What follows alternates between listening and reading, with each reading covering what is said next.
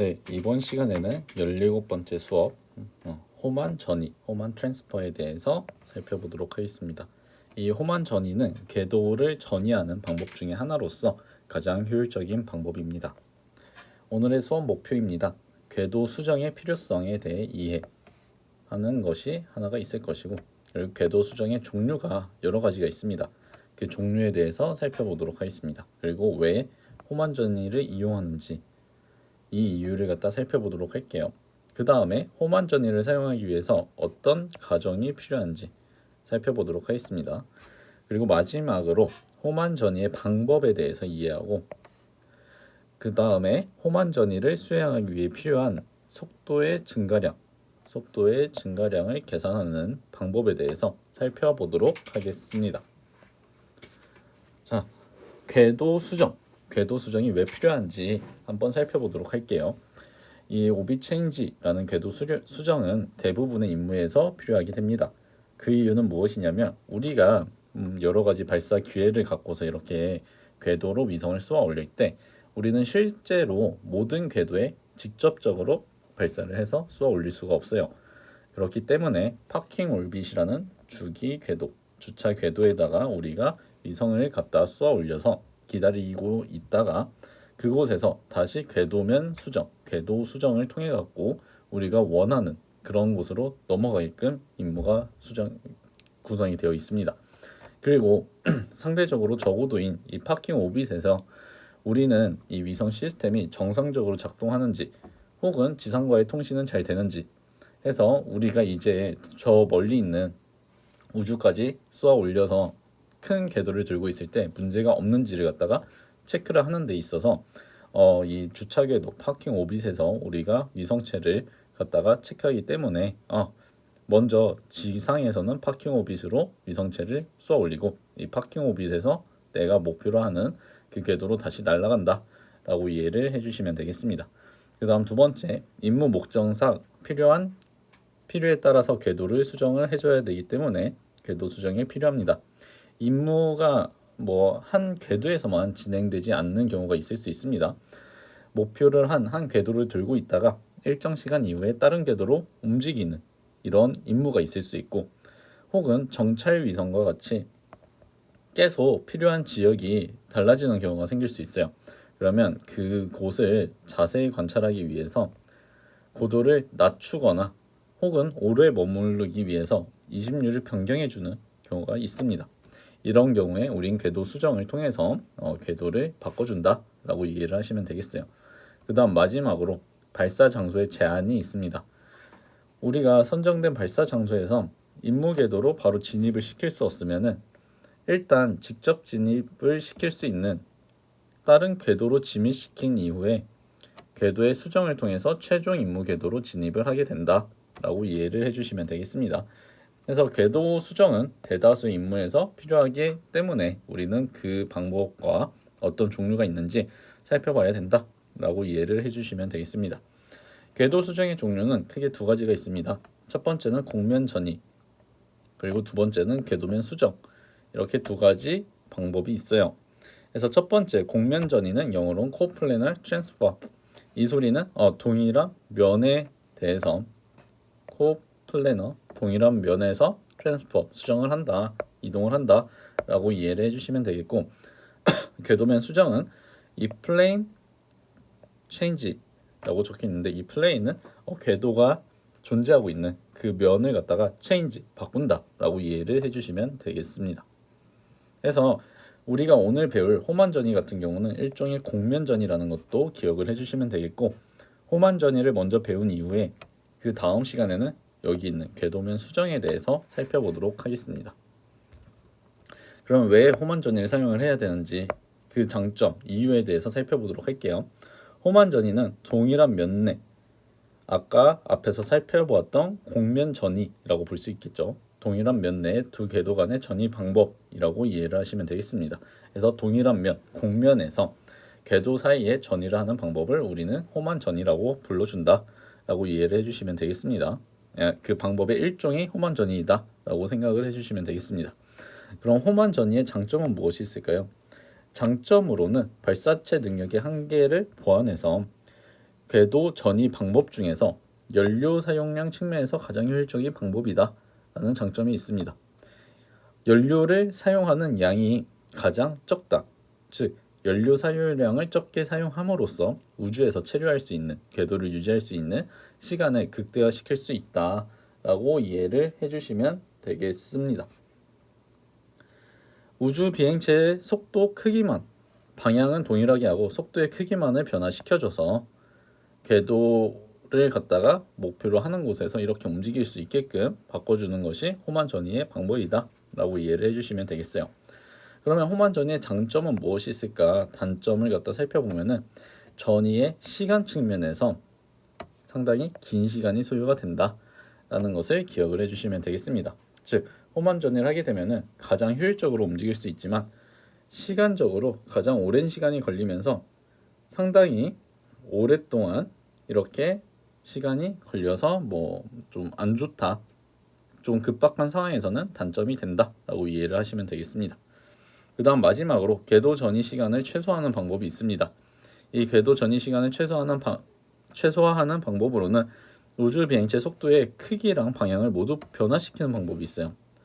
크기랑 방향을 모두 변화시켜주면은 궤도 전이를 하는 시간을 최소화하는 방법이 되지만 연료를 사용하는 사용량 측면에서는 매우 비효율적인 방법이 된다라고 이해를 해주시면 되겠습니다. 연료 사용량 측면에서 매우 비효율적 방법이 되면서 이렇게 최소화를 시켜주게 되면은 연료 사용량이 많아지게 되면서 그 궤도, 해당 궤도를 유지하는데 더 많은 에너지를 사용하게 되면서 더 짧은 시간만큼 임무 수행을 진행을 한다라고 이해를 해주시면 되겠습니다. 그래서 호만 전이는 가장 이 공면 궤도 전이 방법 중에서는 가장 효율적인 방법이지만 시간이 오래 걸리는 단점이 있다라고 이해를 해주시면 되겠습니다. 여기 보시면은 호만 전이의 개념도를 갖다가 우리가 살펴볼 수가 있어요. 그래서 보면은 이곳, 그래서 이렇게 딱 접선 방향으로 들어와서 이렇게 회전을 하다가 접선 방향으로 이렇게 들어와서 회전을 이렇게 진행을 하다가 이렇게 나가야 되는데 방향이 지금 반대로 되어 있네요. 호만 전이의 궤도는 이런 식으로 이 궤도를 갖다 이렇게 들고 있다가 이렇게 탄젠트한 방향으로 나가는 방향으로 이렇게 움직이게 되면서 속도의 크기만 바꿔줌으로써 궤도의 사이즈를 갖다 변경을 해준다 라고 이해를 해주시면 되겠습니다. 여기는 입구, 난 탄젠셜이라고 적혀있죠. 이렇게 수직으로 들어오는 것보다 이렇게 접선 방향으로 나가는 것이 더 효율적이겠죠. 속도도 더 크게 바꿔줄 수 있고.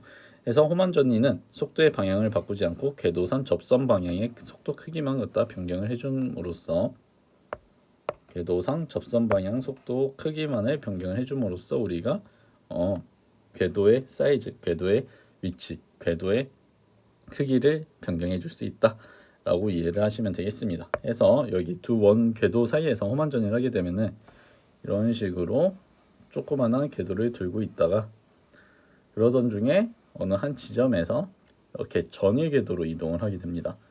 전위 궤도로 이동을 해서 두 번째 궤도에서 이렇게 회전을 하게 된다라고 이해를 해주시면 되겠어요. 그리고 여기 전위 궤도 1번과 2번 지점이 있죠. 이 1번과 2번 지점은 각각 접선 방향, 속도 크기 조절을 통해서 이렇게 궤도의 사이즈를 갖다 수정을 해준다 라고 이해를 해주시면 되겠습니다. 그래서 여기 호만 전이를 하기 위한 이 여러 가지 과정이 있는데 그 과정을 갖다 살펴보면은 이 코플래너 오빗, 공면 전이이기 때문에 궤도가 모두 한 평면에 있어야 된다.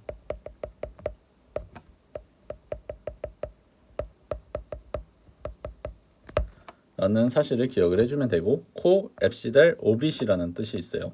이것은 무엇이냐? 궤도의 두 가지 궤도, 목표로 하는 궤도와 현재 궤도 두 개의 모든 원지점과 근지점이 한 축상에 있어야 됩니다. 두 궤도의 원지점과 근지점이 모두 한 축상에 존재하여야 한다 라는 것만 잘 기억을 해주시면 되겠습니다. 그 다음 마지막 instantaneous delta vs tangent to the orbit이라고 적혀 있는데 순간적인 델타 vs 속도의 변화가 이 궤도의 탄젠트한 방향, 접선 방향으로 존재한다 라는 이 세 가지 조건이 충족이 되어야 우리가 호만 전이를 할 수 있다 라고 이해를 하시면 되겠어요. 그래서 여기 첫 번째, 두 번째 궤도가 있다고 했을 때 첫 번째 궤도에서 두 번째 궤도로 가기 위해서는 일단 이 첫 번째와 두 번째 궤도가 모두 같은 면, 한 평면 안에 있어야 우리가 호만 전이를 갖다 사용을 할 수 있고, 그리고 두 번째, 첫 번째 궤도와 두 번째 궤도의 근지점과 원지점들이 모두 동일한 축상에 이렇게 존재를 하여야 우리가 호만 전이를 활용할 수 있다라고 이해를 해주시면 되겠습니다. 그 다음 마지막, 여기서 호만 전이를 할 때는 델타 V라는 속도의 변화량 같은 경우는 이곳에 있는 지역에, 그러니까 한 궤도의 접선 방향으로 속도 변화량이 존재하여야 한다라고 이해를 해주시면 되겠습니다. 이 세 가지 가정이 모두 성립을 하면은 우리는 어렵지 않게 호만 전이를 사용할 수 있고, 이 호만 전이를 통해 갖고 우리가 궤도면을 수정을 해줌으로써 궤도를 바꿔줄 수 있다라고 이해를 해주시면 되겠습니다. 그래서 이렇게 개념적으로 살펴보면은 여기에 위성체가 있는데 이 조그마한 곳을 계속 움직이다가 여기서 접선 방향으로 속도 변화를 줌으로써 이렇게 큰 궤도로 바꿔주는 이런 것들이 개념적으로 호만 전이를 사용을 한 것이다 라고 이해를 하시면 되겠어요. 그래서 보면 이렇게 안에 있는 궤도를 들다가 접선 방향으로 속도 변화를 줍니다. 그러면 이 노란 궤도로 들어가겠죠. 이 노란 궤도를 들어가서 이렇게 궤도를 이동을 해주게 돼요. 그러면 어느 시점, 이 노란 궤도의 근지점에서 출발해서 원지점까지 갔죠. 네, 근지점에서 출발해서 원지점까지 가면서 이렇게 위성체의 속도는 계속 변화하게 될 거예요. 그렇게 되면서 에너지도 더 증가하게 되겠죠, 상대적으로. 그렇게 됐을 때 이 원지점 방향에서 다시 속도 변화량을 주게 되면은 이 두 번째 파이널에 있는 궤도를 이렇게 운동을 할 수가 있게 됩니다. 그래서 이 첫 번째 궤도에서 이 트랜스퍼를 하는 전위 궤도를 통해서 두 번째 파이널 궤도로 우리가 이동을 해줄 수 있다라고 이해를 하시면 되겠고, 여기에서 전체적인 비기계적 에너지 엡실론 같은 경우는 여기 아래 있는 것과 같이 안에 있는 첫 번째 궤도 같은 경우가 제일 작고 그 다음 전위 궤도가 크고 두 번째 최종 궤도가 제일 크게 됩니다. 이것은 당연히 무엇을 기준으로 우리가 알 수 있냐면 궤도의 장반축을 기준으로 우리가 이렇게 전체적인 비기계적 에너지가 변화하는구나 라는 것을 확인할 수가 있게 됩니다. 그래서 여기 있는 것을 갖다가 우리가 어떻게 속도 변화량을 계산할까를 고민을 해볼 수가 있어요. 그래서 첫 번째 원형 궤도에서 세 번째 있는 큰 궤도로 가기 위해서는 두 번째 있는 전위 궤도를 사용을 해줘야 돼요. 그랬을 때 여기에 있는 각각의 지점에서 어떤 식으로 우리가 속도 변화량을 주어야 얘네가 움직일 수 있는지를 갖다 살펴보도록 할게요. 일단 첫 번째 궤도에서는 지금 원형 궤도이다 보니까 VA라는 속도로 계속 돌고 있을 겁니다.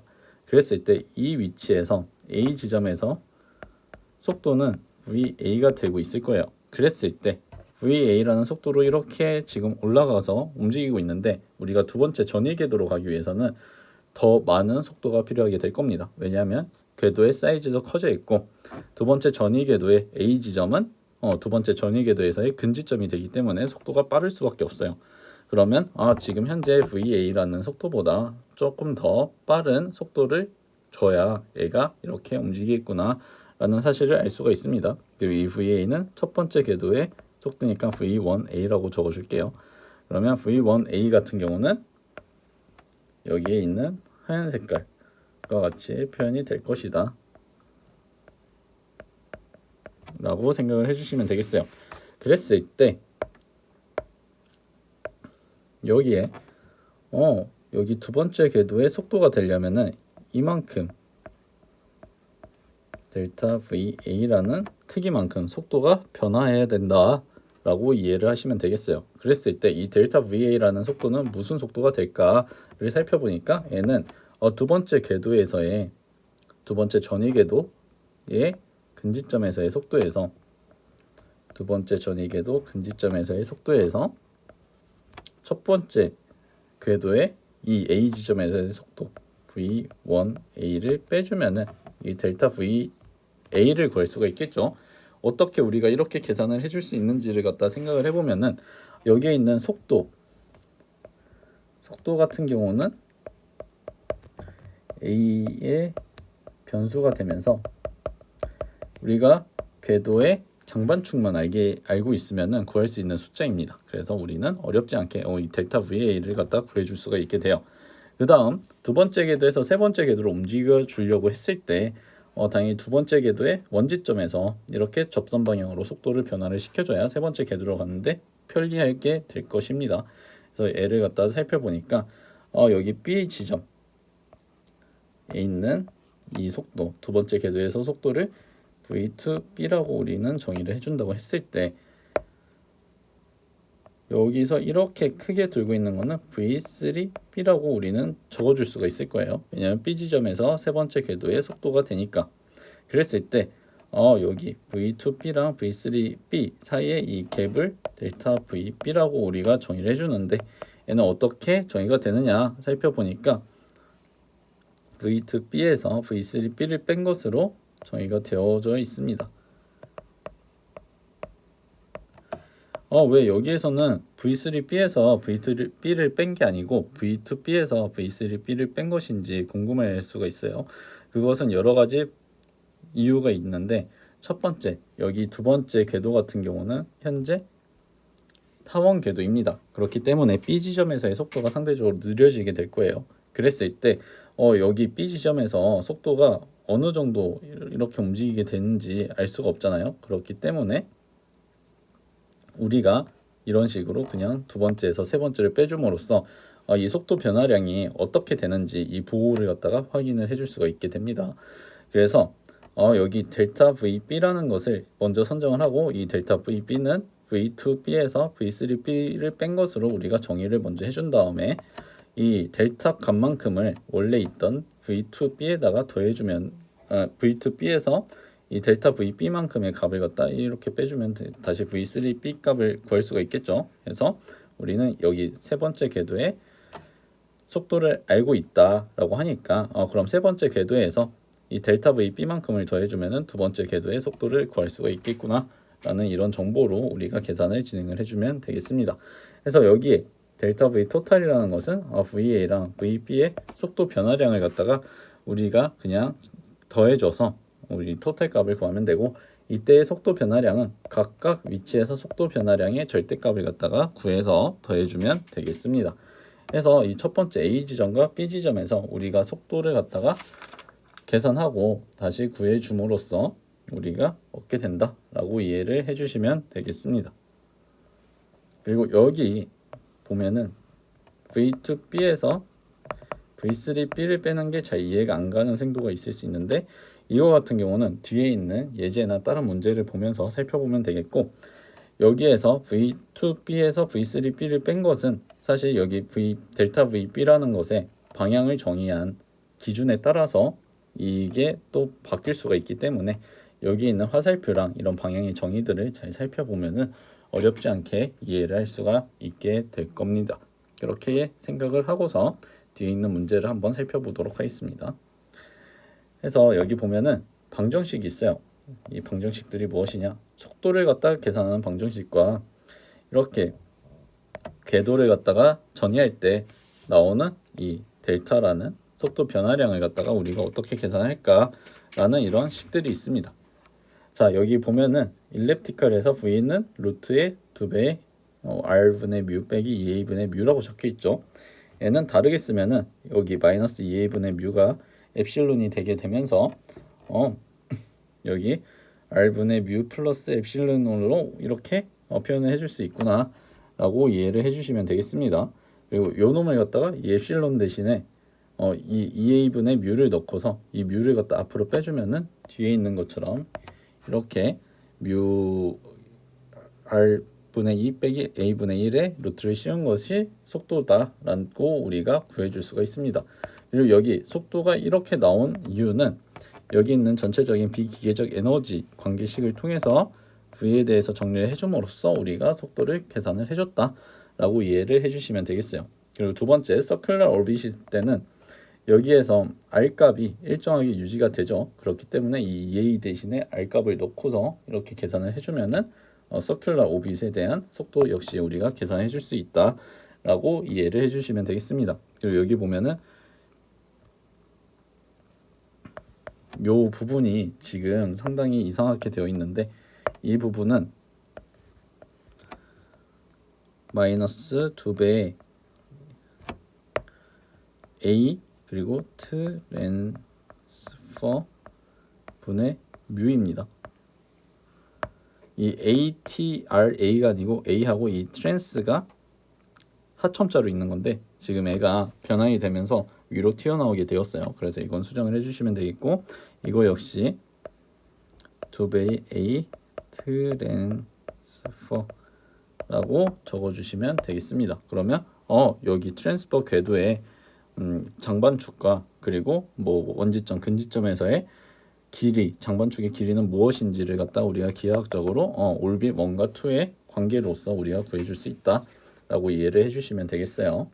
그 다음에 여기 보면은 트랜스퍼 오브 오빗이라고 해서 우리가 이 궤도에서 어떻게 전이를 해주는지를 살펴볼 수가 있습니다.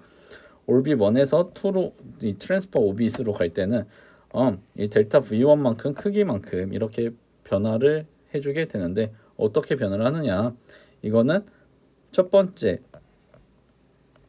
들어가지는 그 전위 궤도에서의 첫 번째 지점에서의 속도에서 첫 번째 궤도에서의 속도를 갖다 빼주면 돼요.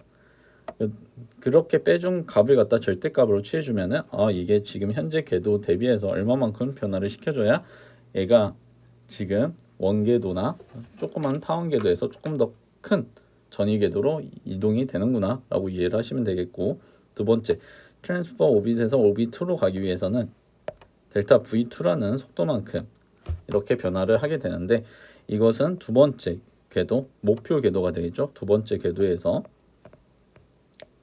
전위 궤도의 두 번째 궤도랑 만나는 그 접선인 지점에서의 속도를 서로 빼준 것을 갖다가 이렇게 절대값을 씌워준 것이다 라고 이해를 해주시면 되겠습니다. 그 다음에 토탈 벨로시티 체인지 같은 경우는 델타 V1과 델타 V2 각각 크기를 갖다가 더해주면은 델타 V라는 최종적인 속도 변화량을 구할 수 있다라고 이해를 해주시면 되겠습니다. 그 다음 여기에 매스매티컬 워크스루라고 해서 R1, R2에 대한 이 R1, R2의 반지름을 갖는 궤도에 대한 이 전위를 갖다 어떻게 할지 살펴보는 게 있는데 여기 안에 있는 것이 R1, 밖에 있는 것이 R2 궤도가 될 거예요. 그러면 이 R1에서 입구까지 길이가 R1이 될 것이고 지구 중심에서 여기 끝까지의 길이가 R2가 될 것입니다. 그랬을 때 여기 전위 궤도, 이 친구가 전위 궤도가 되겠죠. 이 전위 궤도의 반장축의 2배를 한 값은 R1 플러스 R2가 될 거예요. 그러면 우리는 여기서 반장축 2배의 한 값을 아니까 반장축도 알고 있고, 그러면은 엡실론이라는 전체적인 비기계적 에너지도 우리가 계산해 줄 수 있다라고 생각을 할 수 있습니다. 그리고 각각 지점, 여기 근지점과 여기 원지점에서의 거리 값도 알고 있으니까 이 근지점과 원지점에서의 속도 벡터, 이 전위 궤도를 둘 때 필요한 속도 값도 우리는 다 계산해 줄 수가 있어요. 그랬을 때 이 R1, R2 궤도에서의 속도값 알고 있고 전위 궤도에서의 속도값을 알고 있으면은 어렵지 않게 전이를 하기 위해서 필요한 벡터, 속도 벡터의 변화량을 갖다가 우리가 구할 수 있다라고 이해를 해주시면 되겠습니다. 그래서 이 첫 번째 궤도에서 두 번째 궤도로 가면서 얼마만큼의 속도 변화량이나 이런 값들이 필요한지를 갖다 한번 살펴보면은 다음 슬라이드에서 우리가 계산을 한번 해볼 수가 있겠습니다. 그래서 일단 그 과정을 갖다 생각을 해보면 이 첫 번째 궤도를 들고 있다가 안에 있는 조그만 이 궤도를 들고 있다가 전이 궤도를 통해서 이 근지점에서 원지점 방향으로 위성체가 움직이게 될 거예요. 여기 VT2가 되겠죠. 이렇게 움직이게 되면은 여기 T2가 될 것이고, 여기서 델타 V2라는 크기만큼 힘을 줘 줌으로써 V3로 가게 되는 발판을 얻게 됩니다. 그래서 이 VT2에다가 델타 V2를 갖다 더해주거나 하면은 V2라는 3가 아니고 2죠. V2라는 속도를 갖고서 이 커다란 궤도를 들게 돼요. 그랬을 때 이 궤도를 어떻게 우리가 계산을 해주느냐, 이 델타 V1과 델타 V2를 어떻게 계산할까를 갖다 살펴볼 수가 있게 돼요. 그 다음에 마지막으로 여기에서 이렇게 전이를 하는데 필요한 시간이 있잖아요. 그 시간 같은 경우는 이 근지점에서 원지점까지 가는 이 전이 궤도의 주기를 갖다가 구하면은 우리가 시간도 얻을 수가 있겠죠. 해서 시간까지 구하는 것을 한번 살펴보도록 하겠습니다. 해서 여기 앞에 있는 것을 통해서 R1이 6678, R2가 32,161 때 어떻게 AT도 구하고 델타 V1, 델타 V2를 구하는지를 갖다 한번 살펴보도록 할게요. 그래서 이렇게 좀 깔끔한 곳에서 여기다가 하나씩 적어보도록 하겠습니다. 그래서 R1은 6678km고 R2는 42,160km입니다. 이랬을 때 지구 중심으로부터 이곳까지가 R1, 여기까지가 R2였죠. 그래서 AT라고 우리는 적어줄게요. 트랜스퍼의 장반축이니까 AT라고 적어주면은 AT는 2분의 R1 플러스 R2로서 우리가 적어줄 수 있고, 그러면은 타원 궤도에 대한 정보를 얻을 수가 있죠. 그래서 AT는 이건데 우리가 실제로 나중에 계산할 때는 AT의 2배를 한 것을 사용하기도 때문에 뭐 그냥 EAT라고 해서 두 가지를 더해 주셔도 돼요. 근데 저는 지금 그냥 AT만을 구해 보도록 하겠습니다. AT는 이 R1과 R2를 더한 것에 절반값을 넣어주면 되겠죠. 그러면 24,419km로 정의가 된다 라고 이해를 해주시면 되겠습니다. 그럼 AT 값을 구했어요. 그리고 여기 각각의 위치, 원지점과 근지점에서의 위치 벡터도 알고 있습니다. 그러면은 전체적인 비기계적, 이 전이 궤도의 비기계적 에너지도 알고 있고 위치의 값도 알고 있으니까 속도도 구해 줄 수가 있겠죠. 그래서 이 각각의 위치에서의 속도를 갖다가 계산을 한번 해보도록 하겠습니다. 여기서 보면은 일단 첫 번째 조그만 궤도 같은 경우는 우리가 들고 있는 속도를 갖다가 구할 수가 있습니다. 어떻게 구하느냐? 이 앞에 있는 이 식 기억나시죠? V는 루트 R분의 뮤라는 식이 있어요. V는 루트 R분의 뮤라는 식이 있어요. 이 식을 통해서 우리는 V1과 V2를 갖다 구해줄 거예요. 여기서 하는 V1은 여기 R1을 넣고 뮤를 넣어주면 되겠죠. 그리고 뮤는 우리가 익히 알고 있는 그 숫자를 넣어주면 돼요. 그러면 이게 무엇이 되냐? 7.7258km/s가 될 것이고, 이 두 번째 궤도에서는 V2가 되겠고, 이 V2는 R2인 42,160을 넣으면 되니까 V2는 3.0748km/s가 되는 것을 확인할 수가 있습니다. 그러면 이 V1과 V2의 값을 알고 있으니까 이 근지점과 원지점에서의 전위 궤도에서의 속도를 알고 있으면은 이 갭은 델타 V1, 델타 V2라는 갭은 무엇인지 우리가 계산을 해줄 수가 있게 됩니다. 그래서 이 근지점에서 전위 궤도의 속도 V 트랜스퍼를 갖다가 살펴보게 되면은 무엇이 되느냐? V 트랜스퍼 같은 경우는 우리가 앞에 있는 이 식을 사용을 해주면 됩니다. V는 루트 2배의 R분의 뮤 빼기 2A분의 뮤가 있죠. V는 루트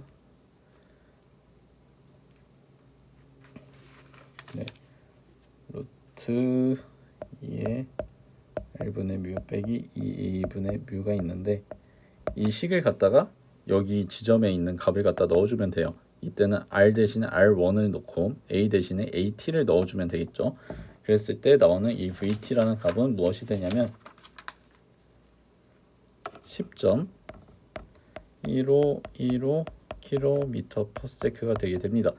그리고 이 두 번째 지점 여기는 원지점이 되겠죠. 그럼 R2 값이 42,160이 될 것이고 A 값은 AT 값인 24,419를 넣어주면 돼요. 그러면 V2 위치에서의 이 원지점에서의 속도는 VT 1.608 km/s로서 우리가 적어줄 수 있다라고 이해를 해주시면 되겠습니다. 그러면 V1에서 VT로 가기 위해서는 지금 3km 정도 속도를 가속해야 되고 VT2에서 V2로 가기 위해서는 한 2km 정도를 가속을 해줘야 되죠. 그러면 델타 V1, 델타 V2는 각각 크기를 지금 원하고 있으니까 VT 빼기 V1 그리고 VT 빼기 V2로서 그냥 이렇게 적어주셔도 무방합니다. 그럼 델타 V1은 2.4257 km/s가 될 것이고 델타 V2는 1.4668 km/s가 될 거예요. 그랬을 때 그러면 여기 전체 토탈 델타 V는 무엇이 되냐?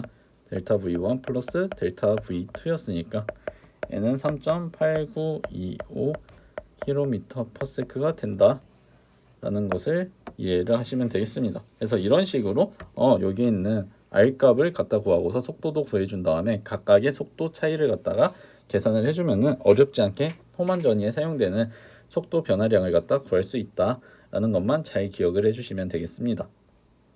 그래서 이렇게 넘어가면 time of flight라는 비행 시간을 갖다가 우리가 또 구할 수가 있어요. 여기 A trans라는 거는 24,419 km라는 것을 알고 있죠. 그리고 여기 뮤값 이미 알고 있으니까 이곳 time of flight 이 전위 궤도에서의 비행 시간을 구하기 위해서는 A trans를 넣고서 그냥 계산해 주면 돼요. 그랬을 때 TOF는 무엇이 되느냐? 18,988초로 계산이 됩니다. 이걸 시간으로 하면 5.2744 hour가 되고 이걸 분 단위로 하려면 뒤에 있는 0.2744 hour 부분을 갖다가 60분의 기준으로 해서 계산을 다시 해주시면 되겠습니다. 그래서 이렇게 하면은 우리가 궤도의 주기도 알 수가 있고 궤도의 이런 속도 변화량도 어렵지 않게 계산을 할 수 있다라고 이해를 해주시면 되겠습니다. 그래서 홈안전을 하기 위한 체크리스트로는 일단 AT 전위 궤도의 반장축을 갖다 계산하고 그리고 전위 궤도의 전체적인 비기계적인 에너지를 계산해 줍니다. 그 다음에 첫 번째 궤도의 속도와 첫 번째 궤도와 전위 궤도가 만나는 즉 전위 궤도의 근지점의 속도를 갖다 계산해 줘요. 그 다음에 이 두 가지 속도를 갖다 비교를 해서 첫 번째 지점에서 우리가 속도 변화를 하기 위해서 필요한 에너지량, 속도 변화량이 되겠죠. 이것을 계산해 주고 두 번째 위치, 전위 궤도의 원지점과 두 번째 궤도 사이에서의 속도를 갖다 계산해 주고 그리고 그 속도 변화량을 갖다 비교를 해 줍니다.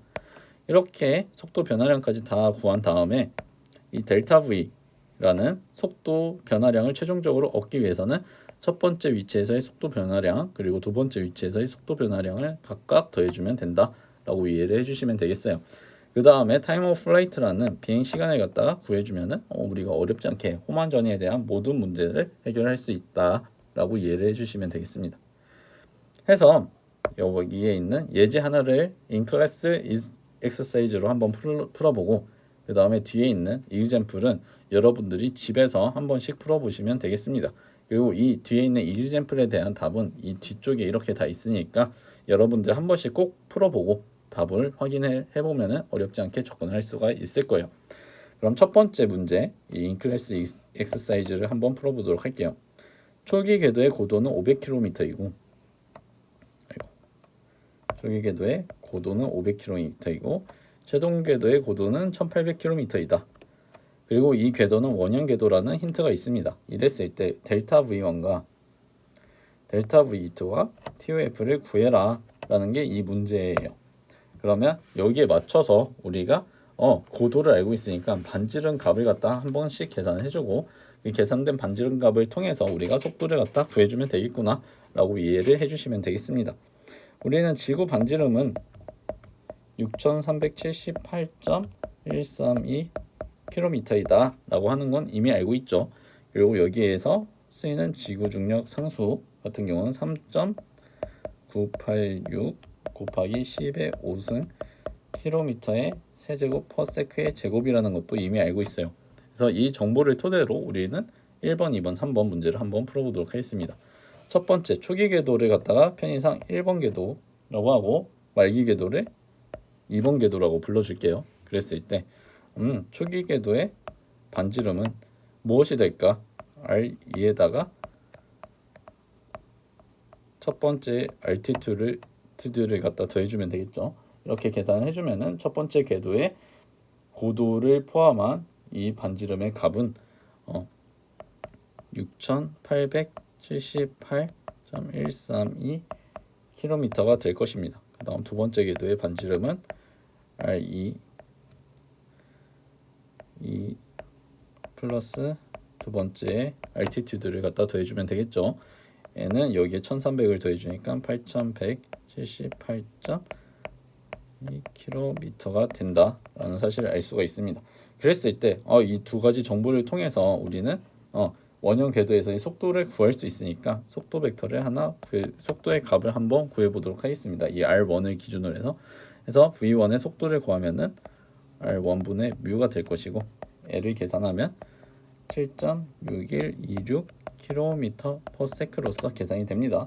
그 다음 두 번째 V2 같은 경우는 루트 R2분의 뮤가 되면서 6.9814km/s가 된다 라고 이해를 하시면 되겠어요. 그 다음에 우리가 여기 있는 값들을 구하기 위해서는 전위 궤도를 갖다 구해줘야 되는데 전위 궤도에 대한 정보를 한번 살펴보도록 할게요. 전위 궤도의 반장축 AT 같은 경우는 R1 플러스 R2를 한 것을 2로 나눠주면 되죠. 그래서 얘를 갖다 계산해주면 7528.1km로서 계산이 되게 됩니다. 그리고 이 AT를 구했으면은 엡실론 T를 구할 수가 있어요. 엡실론 T는 어떻게 하느냐? 마이너스 2AT 전위 궤도의 반장축을 갖다가 구할 수 있다 라고 생각을 하시면 되겠습니다. 이렇게 구하면 마이너스 26.474km의 제곱 퍼세크의 제곱으로서 우리가 표현을 해줄 수가 있어요. 이렇게 AT, ET를 갖다 엡실론 T를 갖다 우리가 구해줄 수 있고 이 값을 갖고서 VT1, VT2를 갖다가 우리가 계산을 해줄 수가 있습니다. 그래서 L을 갖다 계산을 해주면은 VT1 같은 경우는 이 전위 궤도랑 첫 번째 궤도랑 만나는 지역에서의 값이 되겠죠. 이때는 R1 식이 2배의 R1분의 뮤 플러스 엡실론 T가 될 것입니다. 그래서 L을 갖다 계산해주면은 7.9345km/s가 될 것이고 V2는 2배의 R2분의 뮤 플러스 엡실론 T가 될 거예요. 얘를 갖다 하면 6.6732km/s로서 계산이 될 것이다 라고 이해를 해주시면 되겠습니다. 그러면 우리는 어렵지 않게 이 V1과 VT1을 갖다 활용을 해서 델타 V1과 그리고 V2와 VT2를 활용해서 델타 V2를 구할 수가 있어요. 그래서 델타 V1을 구하면은 얘는 VT1 빼기 V1을 해주면 되니까 계산을 해주면은 0.3218km/s로 표현을 해줄 수 있고 델타 V2 같은 경우는 V2 빼기 VT2의 크기로 우리가 표현을 해줄 수 있고 얘를 계산하면 0.3082km/s로서 계산해 줄 수 있다 라고 이해를 해주시면 되겠어요. 그 다음 마지막 TOF 같은 경우는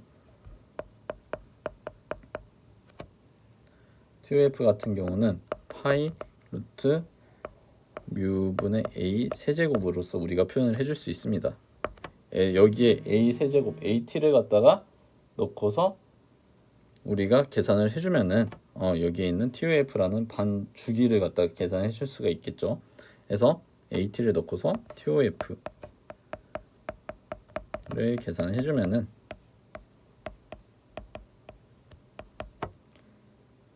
무슨 값이 나오냐면 3250초가 나오게 돼요. 얘는 1시간이 안 되는 0.9028 hour로 우리가 표현을 해줄 수 있다라고 이해를 해주시면 되겠습니다.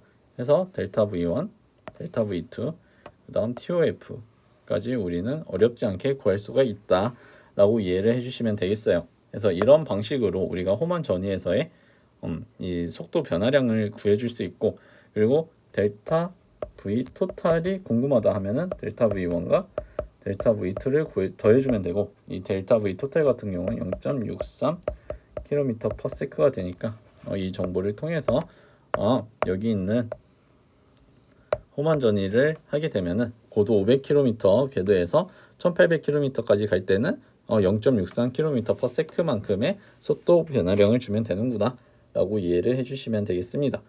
그래서 여러분들은 이 슬라이드를 보면서 호만 전위가 성립하기 위한 가정, 그리고 어느 상황에서 호만 전위를 사용하는지, 그리고 어떤 경우에 우리가 호만 전위를 계산할 수 있는지 그 가정을 잘 이해를 한 다음에 이걸 기하학적으로 생각을 해줘서 호만 전위가 이루어지기 위해서는 속도 변화량이 어느 위치에서 얼마만큼 생겨야 되는지도 살펴봐 주시면 좋을 것 같습니다.